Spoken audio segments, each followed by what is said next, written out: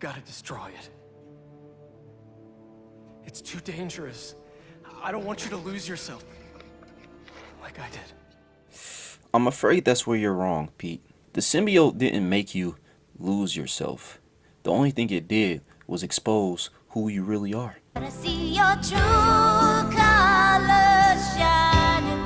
Now that may or may not sound like a hot ass take, but allow me to explain myself for a second. The symbiote saga is one of the most famous and iconic stories in the Spider-Man fiction.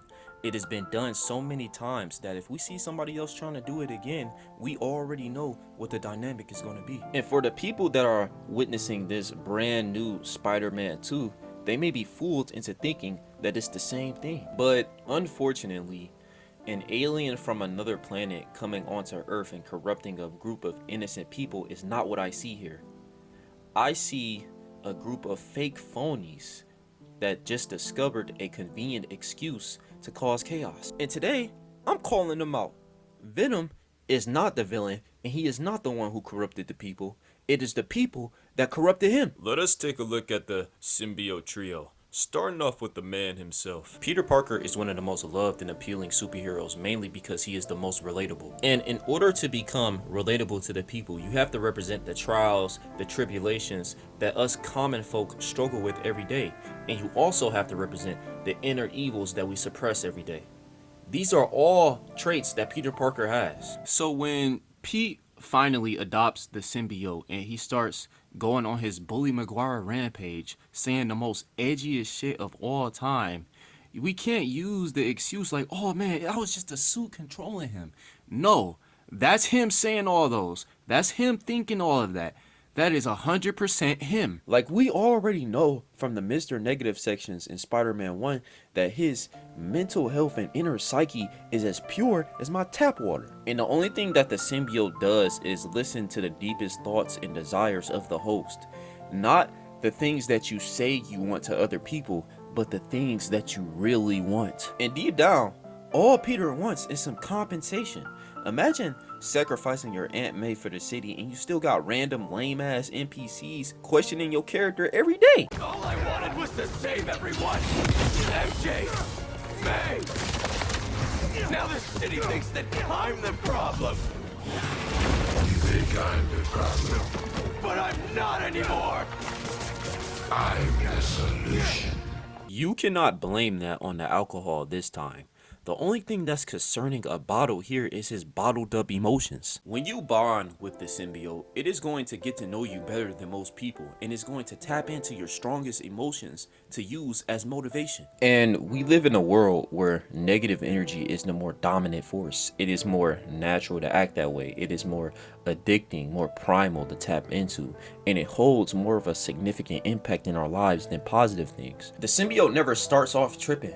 It only slowly becomes more corrupt over time as it gets to know your mind better. And I don't think it's a coincidence that the symbiote only started becoming more evil when it got onto Peter. When it was on Harry for the first time, he ain't have no problem controlling the suit. Sure, he got a little more cocky when he turned into Agent Venom, but other than that, he was doing just fine. Of course, you can say, oh, he would have eventually turned more evil if you gave him more time.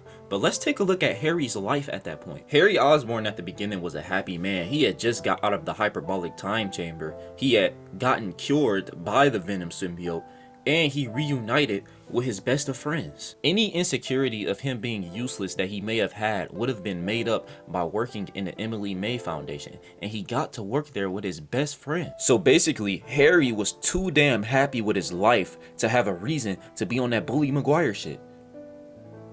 We cannot say the same for Peter. Peter has way more wear and tear than that. 1, he's Spider-Man. 2, he's broke. 3, people hate him, even the people who he think loves him. And speaking of that, let's talk about MJ. Oh my god, I have had it up to way up there with this fake ass bitch. When this motherfucker gets the symbiote and turns into Scream, she does not hesitate to let everything out on your ass, critiquing you more than she's even fighting. It's about me.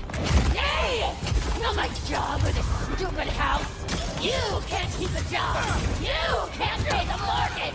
All I do is help you. MJ! My life is constantly interrupted by you. Looking for answers. Please. Because You lost a job or can't pay a bill.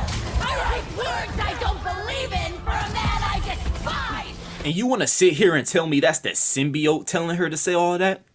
Get the fuck out of here, dog. She knew exactly what the fuck she was saying. She probably gave so many people flashbacks with that bullshit. MJ, you gon' smile in my boy Peter's face, despise him when his head is turned, and you got no ass? Fuck MJ. Like, let's not lie to ourselves for a second.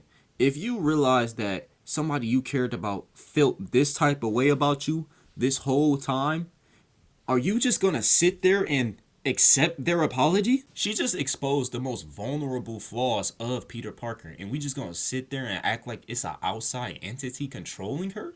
Come on. But as I said before, the symbiote didn't start off bad. It only became evil when it got a taste of that Spider-Man life. It didn't give hatred to Peter.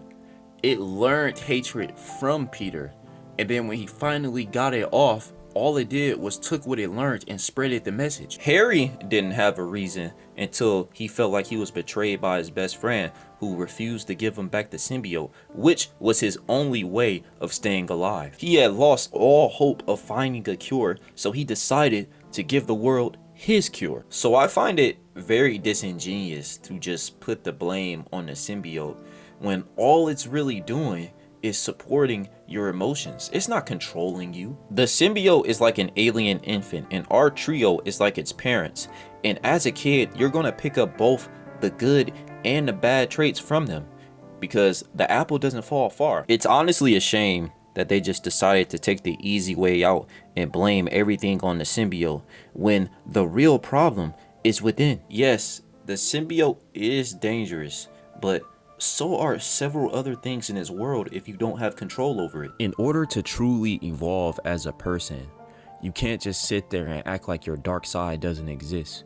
You must harness it, master it, learn to coexist with it, and use it as a tool. I really wish that they went the route of making more anti-venoms and trying to cure the symbiote that's in Harry so his father can stop bitching. Anyways, Spider-Man 2 was an excellent game.